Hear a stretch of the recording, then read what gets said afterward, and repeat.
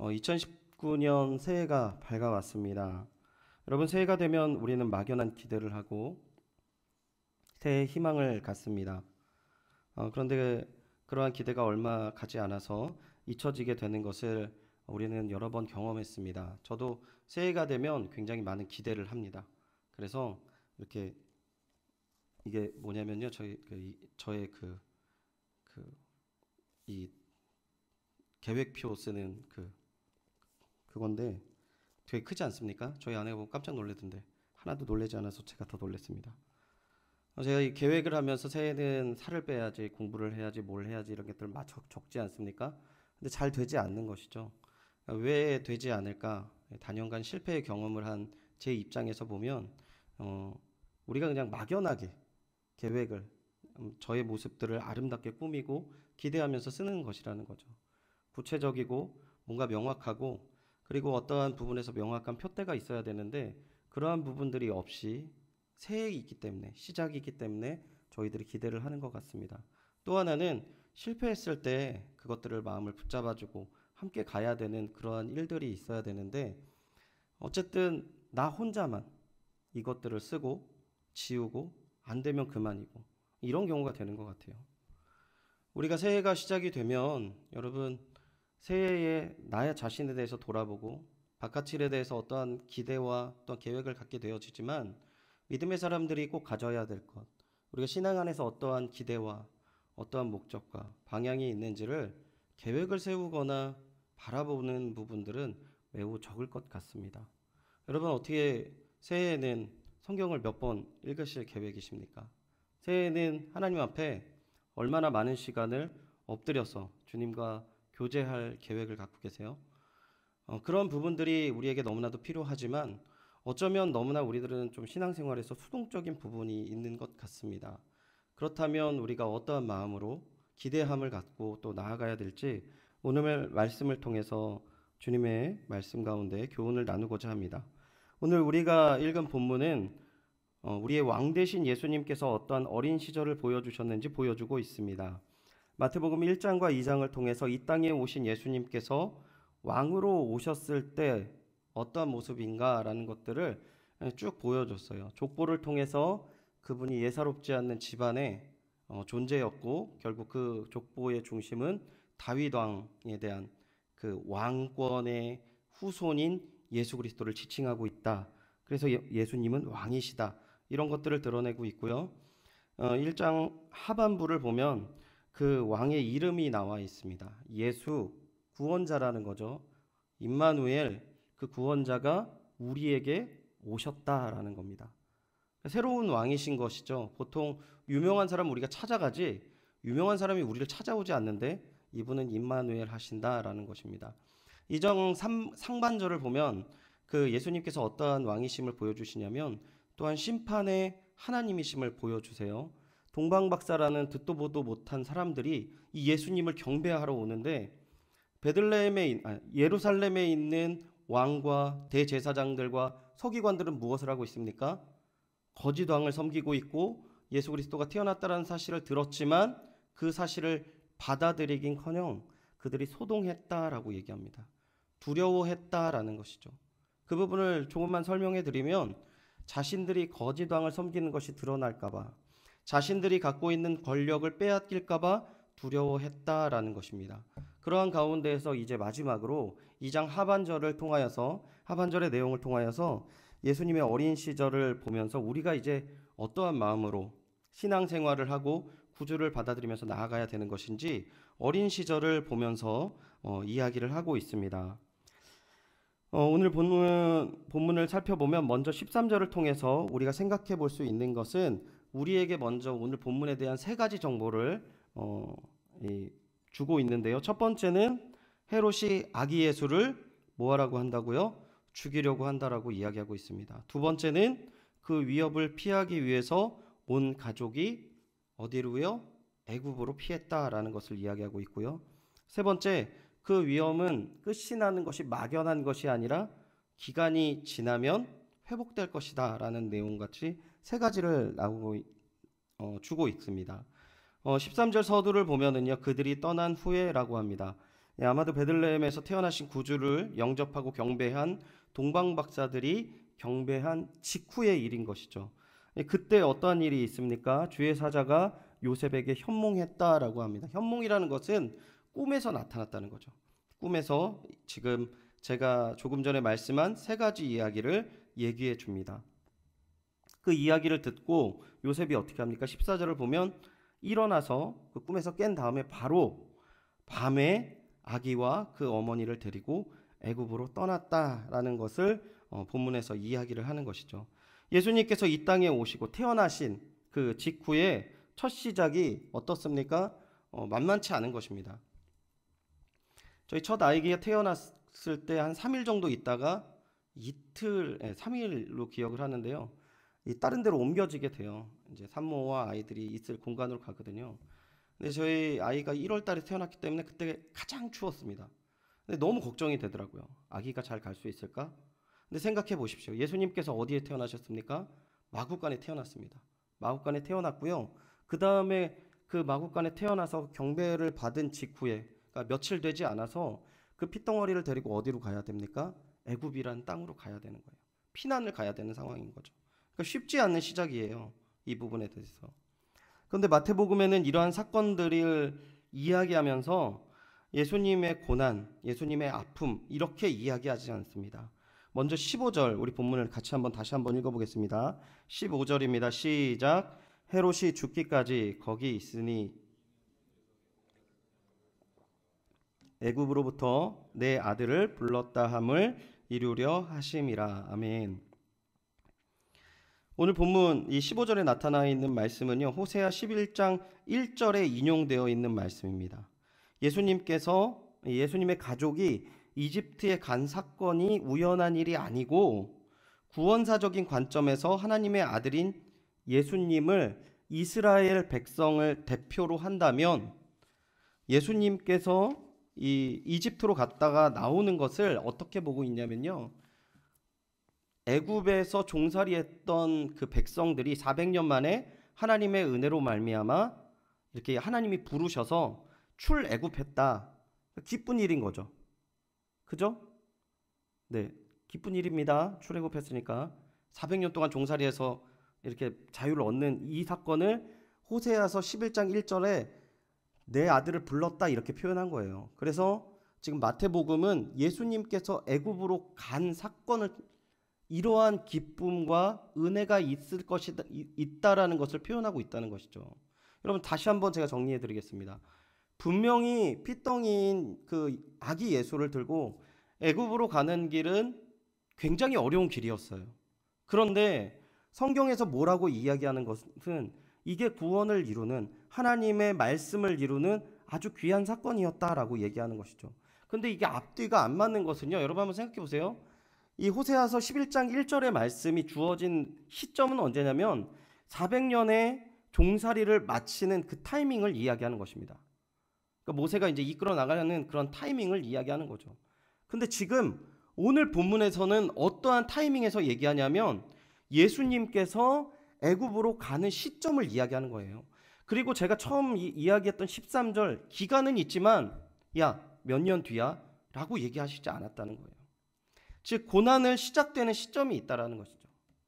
고난을 시작되는 그 시점에 단지 이 마태는 예수께서 그곳을 갔다라는 그거 하나만으로, 예수의 이름 하나만으로 뭘 지금 보고 있습니까?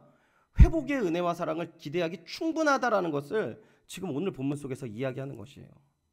여러분, 새해가 시작됐습니다. 여기 앉아 계신 분들, 제가 아는 몇 분들은 지금 가지고 있는 일들이 결코 적지 않으시거든요. 자, 어떤 마음이세요? 이 일들이 주어지니까 와, 행복해. 나는 이 새해에는 정말 이 일들을 멋지게 주님 앞에 감당하고 말 테야. 이런 마음을 가지십니까? 저는 제가 청년 때, 제가 중학교 3학년 때부터 교사를 시작했는데 매년 교사를 하면서 쉽지 않은 거예요. 이 연단의 시간이 너무 쉽지 않고요. 연말에 어떤 마음을 가지냐면 내년에는 진짜 그만둬야 되겠다. 이런 마음을 갖거든요. 내년에 진짜 그만둬야 되겠다. 그런데 같이 일하는 우리 그 선생님들, 그리고 같이 사역했던 우리 전도사님들, 놓을 수가 없는 거죠. 그래서 뭐 이쪽 저쪽에 그 뭐 권면을 받고 붙들림을 받고 반협박을 받아서 시작을 하는 경우가 너무 많았습니다. 오늘 본문 가운데에서 분명히 예수님께서 그 사역을 시작하는 시작도 아니고 예수께서 태어나셔서 처음에 그 시작이 너무나 어려운 사건이었지만 그분 한 존재만으로 인하여서 이 이스라엘의 전체 백성들이 기대하고 기뻐할 만큼 위대한 은혜의 시작이고 기대의 시작임을 오늘 본문에서 이야기한다는 것이죠. 여러분, 새해에 우리에게 주어진 일들에 대해서 기대감이 없으십니까? 믿음의 백성들은요, 오직 예수의 이름 한마디면 기대가 채워지는 것이 주님의 자녀인 줄 믿습니다. 우리가 이 예수의 이름에 그 은혜와 사랑을 누리며 기대하면서 나아가야 될 것이지, 우리의 처지와 우리의 사건과 우리의 어떠함으로 인하여서 우리가 우리 마음속에 이건 안 될 거야, 내가 지금 있는 건 부당해 라고 생각한다면 정말 안 되는 것이죠. 믿음의 사람들을 가져야 될 유일한 힘, 유일한 위로, 유일한 기대, 유일한 길은 오직 예수인 줄 믿습니다. 그 이름이 우리에게 주어졌다라는 거예요. 이 마태가 이 당시에 이 내용을 썼을 때 지금 이제 다음 사건이 어떤 사건입니까? 영아 살해 사건이거든요. 이때의 일들은요, 이스라엘 백성들 가운데 좋은 기억에 남아있지 않아요. 여러분, 세월호 사건을 생각하면 막 기쁩니까? 막 기대됩니까? 좋습니까? 그렇지 않다는 거예요. 그런데 지금 그거에 필적할 만한 사건과 그 시대 배경이 있는데요.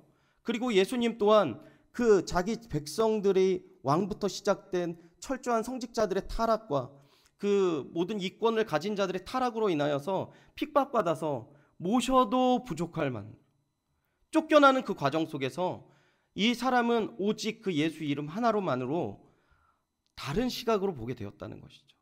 여러분, 많은 부분들에서 오늘날 살아가는 사람들이 어떠한 사람들이 지적인 사람입니까? 욕하는 사람들이 지적인 사람이 되었어요.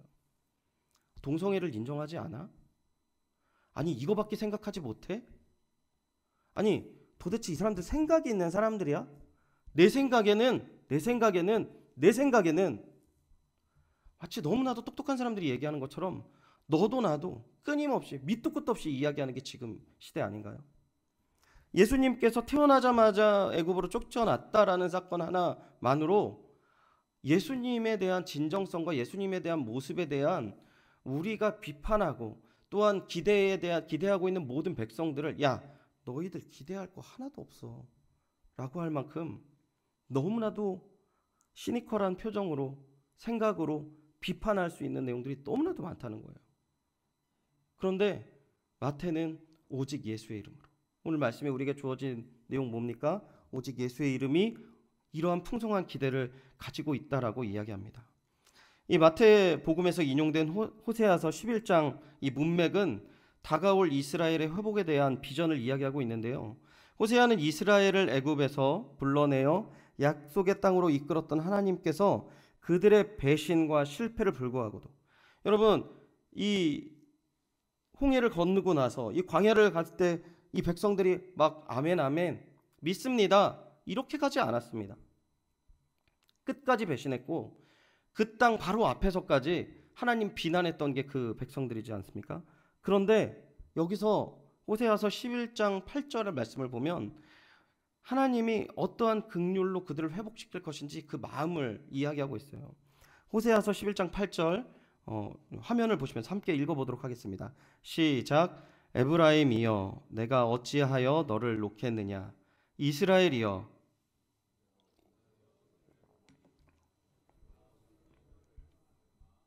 어찌 너를 스보임같이 두겠느냐, 내 마음이 내 속에서 돌이키어 나의 긍휼이 온전히 불붙듯 하도다. 한 가지만 이야기하고 있는 거예요. 출애굽하면서 그 이후에 그리고 그 땅에서 살아갈 때 이 사람들이 하나도 하나님이 이뻐할 만한 구석이 하나도 없었습니다. 여러분, 하나님 마음에 합한 자가 누굽니까? 다윗이었어요. 딱 한 명 있었잖아요. 근데 그 다윗이 어떻게 살았습니까? 남의 가정 파탄했고, 그리고 그것도 없애려고 남편 죽이고 그랬던 사람 아닙니까? 근데 그러한 과정 속에서 이 하나님의 마음에 합한 사람, 그러한 사람이 한 사람이 있었던 그 이스라엘의 백성 그 역사 가운데에서 하나님이 가졌던 마음은 그들을 진멸하고 그들을 쫓아내고 그들을 없애버리는 것들 너무나 당연하지만 하나님께서는 내가 너를 어떻게 놓을 수 있겠느냐라는 마음으로 자기 마음을 이야기를 하는 것이죠. 여러분, 그냥 막연하게 예수님이니까 그 이름만 의지하라라고 얘기하는 것이 아니에요. 예수 그리스도는 구원의 이름이라고 말씀드렸습니다. 그리고 그 구원이 우리의 어떠한 노력으로 인하여서 우리가 그 구원 앞까지 나아간 것이 아니라 그 구원이 우리에게 찾아놓으신 임마누엘 하나님이라고 분명히 말씀 속에서 있습니다. 그리고 그 말씀이 있음으로 말미암아 우리의 상황이 어떠한들 예수의 이름 하나만으로도 기대하며 나아가야 된다는 것이죠. 그리고 그러한 이야기를 성경은 계속 주장하고 있다는 것입니다. 우리가 한 가지 더 사건을 살펴보길 바라는데요. 우리가 두 번째 16절부터 18절 말씀을 통하면 참 어렵고 힘든 일이 주어졌음을 잘 우리가 알 수 있습니다. 헤롯 왕이 동방 박사들에게 속은 것을 깨닫고 분노하게 됩니다. 헤롯은 사람들을 보내서 박사들이 별을 관찰하기 시작한 시점을 기준해서 2살 이하의 남자애들을 살해하도록 했습니다. 성경학자들이 추정한 부분들을 말씀드리면 베들레헴 인구가 당시 1000명을 넘지 않았다고 합니다. 1000명을 넘지 않아서 2살 이하의 남자아이들의 숫자는 약 20명이 될 것이다 라는 부분인 거죠. 여러분, 1000명이 살았어요. 20명이 되는 영아가 살해를 당하면요, 모를 사람이 있을까요? 모를 사람이 없어요. 왕의 군대가 와서 아이들을 찾아서 남자애들 20명을 소문을 듣자마자 다 죽여버리는 겁니다. 이런 사건 가운데서 하나님께서 뭐라고 하십니까? 18절 본문을 보면은요, 예레미야 31장 15절을 비유를 들어서 라헬이 위로받기를 거절하였다라고 이야기합니다. 왜 위로받기를 거절합니까? 너무 슬프면요, 남의 위로도 위로가 되지 않는 거예요. 그리고 예레미야 31장 15절 말씀은 뭡니까? 북이스라엘이 멸망해서 포로 생활에 대한 예레미야의 애가의 찬양이에요. 그러니까 이제 이 자기 자식들이 완전히 망해서 이 외국으로 코가 꿰가지고 이 낚싯바늘 껴가지고 코가 꿰가지고 이렇게 끌려가는 그런 모든 과정 속에서 그 백성들, 미래가 없는 백성들을 보면서 그 라헬이 야곱의 아내 아닙니까? 민족의 어머니인 라헬이 눈물을 흘린다는 거예요. 애곡을 하는데 사람들이 와서 위로받을 만한 일이 아니잖아요. 사람들이 어떤 사람들이 와서 아유 괜찮아 뭐 다시 회복될 거야, 이러한 위로가 될 수도 없는 이 내용인 거죠. 그러한 내용들 가운데서 위로받기를 거절했다라는 내용인데, 여기에서도 동일하게 지금 호세아 말씀과 동일하게 뭐라고 얘기합니까? 하나님께서 그 말씀을 이루셨다라는 내용인 거죠. 그러면 우리가 이 부분까지만 생각을 해보면 그냥 생각할 수 있어요. 아유, 고통도 신앙의 한 부분이니까 받아들여야 되겠다라고 얘기를 하는 것인데요, 절대 그렇지 않다라는 것이죠. 이러한 고통 속에서 우리가 예레미야 31장 15절에 멈추지 말고 예레미야 31장 16절에서 17절을 보면은 그 뒤에 나와 있는 구원과 회복의 메시지가 있는 것이 중심인 것을 우리가 알 수 있습니다. 우리 화면을 통해서 예레미야 31장 16절 17절을 다 같이 읽어보겠습니다. 여호와께서 이와 같이 말씀하시니라. 내 울음소리와 내 눈물을 멈추어라. 내 일에 삭을 받을 것인즉 그들이 그의 대적의 땅에서 돌아오리라. 여호와의 말씀이니라. 너의 장래에 소망이 있을 것이라. 너의 자녀가 자기들의 지경으로 돌아오리라. 여호와의 말씀이니라. 아멘. 우리 17절을 우리 같이 다시 한번 읽어보겠습니다. 17절 예레미야 31장 17절만 다시 한번 읽어보겠습니다. 시작. 너의 장래에 소망이 있을 것이라. 여호와의 말씀이니라. 아멘. 잘 한번 생각해 보십시오. 지금 이 두 번째 사건, 영아 살해 사건은 미래가 죽었다는 것을 선언하는 거예요. 미래가 죽었다는 겁니다. 여러분, 미래가 죽었어요. 나라가 망해서 포로된다라는 것은요, 나라에 미래가 없다는 겁니다. 근데 하나님께서 주신 말씀이 뭐예요? 여러분, 예레미야 31장 17절 제가 다시 한번 읽어드릴게요. 너의 장래에 소망이 있을 것이라. 너의 자녀가 자기들의 지경으로 돌아오리라. 여호와의 말씀이니라. 할렐루야. 우리 자녀들, 우리 다음 세대 지금 우리의 모습 희망이 없어 보일 수도 있습니다. 그리고 이제 끝났구나. 그래, 여기서 좀 만족하고 멈춰야지 라고 생각할 수도 있어요. 하나님의 계획은 전혀 다르다는 겁니다. 어떤 계획이십니까? 다시 하나님께서 불러 일으키시겠다 말씀하셨어요. 여기 분명히 단 한마디도 너희들이 잘해서, 너희들이 열심히 하면, 너희들이 회개하면, 너희들이 잘났으면 내가 해주겠다가 아니에요. 신앙생활 가운데 우리가 길을 나아갈 때 막막하고 어렵고 힘든 일들이 너무나도 많죠. 기대되지 못한 일들도 너무나도 많죠. 여러분, 옆을 보면은요, 우리를 보면은요, 답이 없어요. 온전한 사람이 어디 있습니까? 한 사람도 없어요. 이런 말이 있지 않습니까? 털면 먼지 안 나는 사람 있냐고.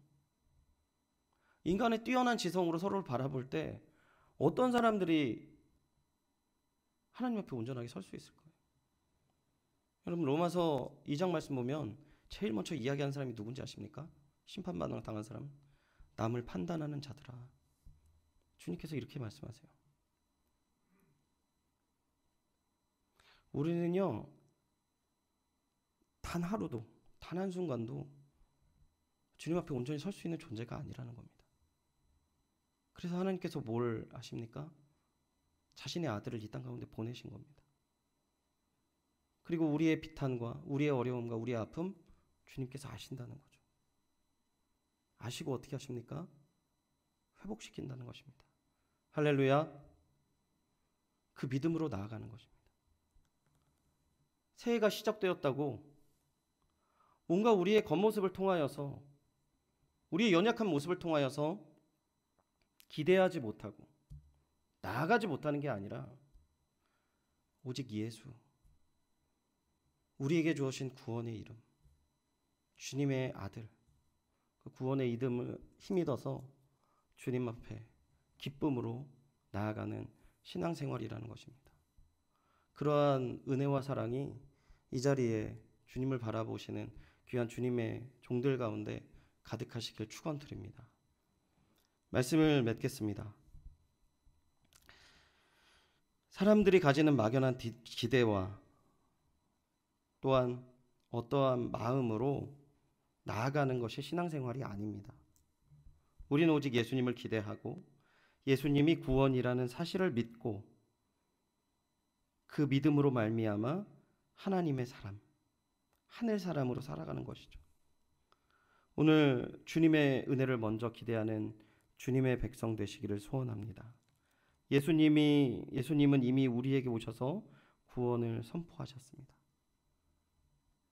그 선포하신 구원을 신뢰하시고 주님을 기대하고 주님이 주시는 위로와 은혜와 사랑으로 말미암아 주어진 사명을 감당하며 영광 돌리는 주님의 백성들 되시기를 축원드립니다.